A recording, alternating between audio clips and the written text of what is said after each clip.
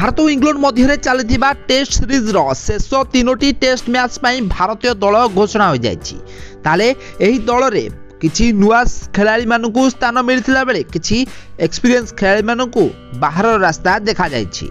खासकर भारतीय बैट्समैन श्रेयस अय्यर खराब फॉर्म कारण बाकी रही तीनोटी टेस्ट मैच रू बाद दि जाए। आउ श्रेयस अय्यर छड़ा विराट कोहली भी निजर पारिवारिक प्रोब्लेम कारण तीनोटी टेस्ट मैच रे खेलिबे नहीं। तो आपण माने जानथिबे श्रेयस अय्यर गत 5 रु 7टी टेस्ट मैच हेबो बहुत खराब प्रदर्शन करिबारे लागिछंती। से शेष 10टी इनिंग्स रे बहुत खराब प्रदर्शन करिछंती। आउ एहार मध्य रे तांकर हाईएस्ट स्कोर रहिछि 35 रन।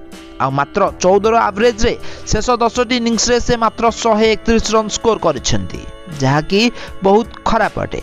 श्रेयस अय्यर को लगातार भाव में भारतीय दल में चांस मिलबारे लागिथिला, किंतु से एहार फायदा उठै पार नांती। अन्यपक्षे भारतीय ऑलराउंडर रविंद्र जडेजा और केएल राहुल दल को आसिछंती। शेष तीनोटी टेस्ट मैच पई तांकर सिलेक्शन करा जाय पारे। केवल फिटनेस जदि ठीक हुए ताहले से मैच रे खेली पारिबे। ताले कीपर भाव में ध्रुव जुरेल और भारतीय विकेट कीपर केएस भरत को दल में सामिल करा जायछि। ताहले श्रेयस अय्यर जगह एबे नुआ खेलाड़ी खेलुथिबार आपण माने देखा पाइबे।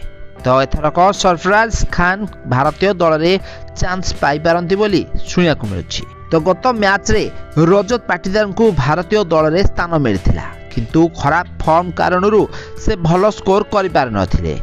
तो गत मैच रे भारतीय बैट्समैन शुभमन गिल भल बैटिंग करथिले, आउ से शतक हासिल करथिले। दीर्घ दिन पर शुभमन गिल शतक हासिल करी पुणी थे भारतीय दल में निजर स्थान बनवारे सफल होइथिले। अन्यपक्षे भारतीय बैट्समैन श्रेयस अय्यर खराब प्रदर्शन गत मैच रे भी मध्य देखा मिलता। से दुईटी इनिंग्स रे बहुत कम स्कोर करी आउट होइथिले।